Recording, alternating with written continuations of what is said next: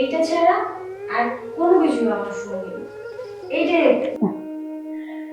Drinks বাঁচার জন্য সব থেকে ভালো অপশন, ভালো থাকার জন্য এই ড্রিঙ্কস, যেটা আমাকে সব সময় এনার্জি দিয়ে রাখে। আরে এই এনার্জি সে এনার্জি না, এটা হচ্ছে মনের এনার্জি। কি করবো, হাজবেন্ড ও তো সময়ই দেয় না, সারাক্ষণ অফিস আর টাকা নিয়ে চিন্তা করো। আমার কি করা উচিত? আমার তো শুধু ড্রিঙ্কস করা উচিত, পার্টি করব, মাস্তি করব। হাজবেন্ডের কাছে সময় পাই না, সারাক্ষণ কারি কারি টাকা মানুষের কাছ থেকে ঘুষ খাবে। আর হচ্ছে যাই হোক, যা হচ্ছে তাই হোক, আমার ওটা কোনো প্রবলেম নেই। আমার কি এই টাকা পয়সা কিন্তু আমার শেষ করতেই হবে, আমার বিন্দাস। ড্রিঙ্কস, তুমি আমার বেস্ট ফ্রেন্ড। হাজব্যান্ড কিন্তু আমাদের সময় দেয়, খালি টাকা পয়সা নিয়েই পড়ে থাকে। এটা খাওয়ার পরে কি যে একটা ফিল চলে আসে, মনে হয় যে পুরো পৃথিবীটা শান্তি। কিন্তু এত কিছু ভেবে লাভ নেই। কষ্ট, আমি তো কোনো কিছুতে কষ্ট পাই না। মাঝে মাঝে না মন খারাপ হয়ে যায়। আজকে তো অনেক ভুলা খেলাম, পার্টিতেও যাব, বাট এখন না, সন্ধ্যায়।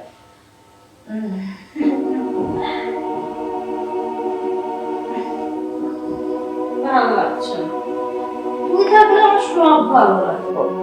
আমার তো একটা বেবিও নাই, আজ পর্যন্ত বিয়ের এতদিন হয়ে গেল, একটা বেবিও দিতে পারলো না। যদি একটা বেবি থাকতো তাহলে আমি কত আনন্দে থাকতাম। কিন্তু জানিস, তুই যদি না থাকতি আমি কবেই মরে যেতাম। সব দিক থেকেই কষ্ট পাই, শুধু কি টাকা থাকলেই সুখ হয়?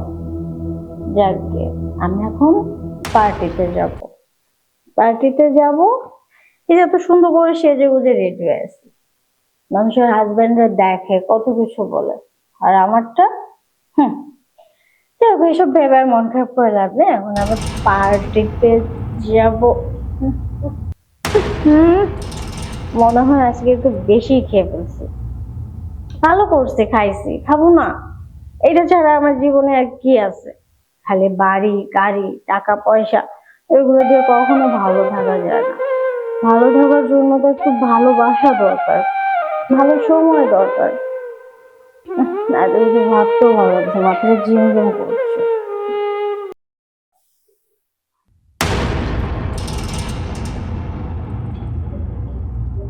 কি আশা, তুমি ড্রিঙ্ক করো? ড্রিঙ্কস করতেছি। ড্রিঙ্ক করো তুমি?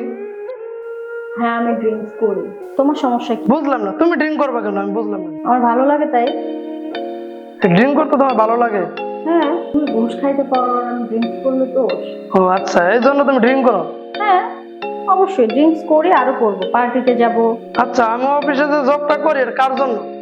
তোমার জন্য, আমার জন্য, আমাদের অনাগত সন্তানের জন্য, তাই তো নাকি? সন্তান আর কবে আসবে? সে তো 6 বছর পার হয়ে গেল। তার মানে কি তুমি ড্রিঙ্ক করলে সন্তান আসবে? আসবে না দেখেই তো করি, এত টাকা পয়সা কি করবে? এগুলো তো শেষ করতে হবে, তোমার ঘুষের টাকা বলে কথা। তুমি ঘুষ খেতে পারো আর আমি ড্রিঙ্কস করলে দোষ? আমি ঘুষ খাইতে গিয়ে তুমি ড্রিঙ্ক করবা? ঘুষটা খাই কার জন্য? কার জন্য? আমাদের ভবিষ্যতের জন্যই তো আমরা এই করতেছি, ঘুষ খাইতেছি। আমি কখনো তোমাকে বলছি যে আমার ঘুষের টাকা লাগবে, আমার অনেক টাকা লাগবে? লাগবে না, এখন হয়তো লাগতেছে না, 2 দিন পরে তো লাগতে পারে। একটা ভবিষ্যৎ আছে আমাদের, আজ বাদে কাল ছেলে সন্তান হবে, তাদের একটা ভবিষ্যৎ আছে। আর কবে হবে? যে সুখের কারণে মনে করো এখন পর্যন্ত একটা সন্তানের মুখ দেখিনি, আজকে 6 বছর হয়ে গেল। চেষ্টা করতে থাকি। শোনো, সন্তানটা আসবে কোথা থেকে? মুখে কত মানুষের কষ্টের টাকা এভাবে ঘুষের মাধ্যমে চাকরি দিতে যে নিয়ে নিচ্ছ, তাদের কষ্টগুলো, তাদের হাহাকারগুলো লাগে না? লাগে, আর সেই কারণে সন্তানের মুখ দেখতেছি না। ঠিক আছে, আমাকে এসব তুমি ড্রিঙ্ক করা বাদ দিয়ে তুমি আল্লাহর কাছে কান্নাকাটি করতে, নামাজ পড়তে। তুমি নামাজ পড়তে বলবো? ও, আমি নামাজ পড়লে তোমার মানে কবুল হবে সেই দোয়া? তুমি ঘুষ খাবে আর এখান থেকে আমি নামাজ পড়ে বলবো যে আল্লাহ আমাকে সন্তান দাও, তাহলেই দিবে? তোমার পাপের টাকা, আর পাপের টাকা, অবৈধ টাকা অবৈধভাবেই শেষ করতে হবে। তোমার ঘুষের টাকার মদ ছাড়া অন্য কিছু খাওয়ার আমার ইচ্ছাও যাবে না। ঠিক আছে, আজও পর্যন্ত একটা সন্তানের মুখ দেখতে পারেন। দেখো, আপনাকে জ্ঞান দিতে এসো না, তুমি যেদিকে ঘুষ খাওয়াবার দিবে সেদিন থেকে আমিও মদ খাওয়াবার দিবে, ঠিক আছে? কথাটা আমি জিজ্ঞেস করবো। কথা আছে তোমার সাথে, আসো। যাওয়ার কি হয়েছে, কেন ডাকছো বলো? আইসো, হ্যাঁ বসো। না বসো, আলাপ আছে তোমার সাথে। বলো, কি বলবো? হুম। শোনো, কি আর বলবো, আমাদের জীবনে যা ঘটে তা তো ঘটছে নাকি। হুম। যাই হোক, আমার ভুলটা আমি বুঝতে পারছি। চলো, এই পাপের কাজ আজকে থেকে আমিও ছেড়ে দেবো, তুমিও ছেড়ে দিবা। হুম, ঠিক আছে, সবই বুঝতে পারলাম। পাপের কাজ ছেড়ে দিবে, কোনটাকে পাপের কাজ বলতে চাও? আমি ড্রিঙ্কস করি সেটা, না তুমি ঘুষ খাও সেটা, কোনটা? দুইটাই। হুম, তুমি যদি ছাড়তে পারো তাহলে আমি আমার ড্রিঙ্কস করা ছেড়ে দেবো। আমার ভুল আমি বুঝতে পারছি, আমি ছেড়ে দেবো আজকে থেকেই। একবার ভেবে দেখেছো তুমি কত মানুষের ক্ষতি করেছো, কত মানুষকে কষ্ট দিয়েছো? এই মানুষগুলোর অভিশাপ কি লাগে না? কত ধরে চোখের পানি, ঘাম ঝরানো টাকা ছিল তোমার ওই ঘুষের টাকার মধ্যে। তুমি তাদের কাছ থেকে চাকরি দেওয়ার নাম করে টাকাগুলো নিছো, কিন্তু চাকরি কিন্তু কাউকেই সেভাবে দাওনি তুমি, দিবে দিবে বলে। আর সেজন্য এটা অবৈধ পাপের টাকা বলেই আমি এতদিন ড্রিঙ্কস করছি। জানো, ওইসব অভিশাপের কারণে খেটে খাওয়া কষ্ট করে মানুষগুলোর যে ঘাম ঝরানোর টাকা, সেই টাকা দিয়ে সংসার চালাও বলে আজও একটা সন্তানের মুখ দেখিনি। মানে কিসের কমতি আছে আমাদের? আমার মাঝে বা কিসের কমতি, বা তোমারই কি? তারপরও দেখো সন্তান হয় না, আর কতজনের রাস্তাঘাটে থাকে, তাদের না চাইতেই হয়ে যায়। অন্তত তুমি যে তোমার ভুল বুঝতে পেরেছো তাতে আমি অনেকটা খুশি হয়েছি, ঠিক আছে? তোমার এই সংশোধন যদি আরো আগে হতো না, তাহলে এতদিনে আমরা একটা সন্তানের মুখ দেখতাম, আমাদের ঘর আলো করে একজন ফুটফুটে সন্তান থাকতো। হ্যাঁ, এখন দীর্ঘ দিন চলতেছে, যাই হোক, আমার ভুলটা আমি বুঝতে পারছি। আজকের থেকে আগে আচ্ছা যা হয়েছে, করছি সব তোমাকে বাদ। হ্যাঁ হ্যাঁ বলতে হবে না, তুমি চুপ থাকো, আমি বলতেছি। আর তুমি তোমার ভুল বুঝতে পারছো, তুমি আজকে থেকে নামাজ পড়বা, ভালো কাজ করবা, আর কখনো ঘুষ খাবা না, সুন্দরভাবে সংসার করবা, তাই তো? হ্যাঁ অবশ্যই।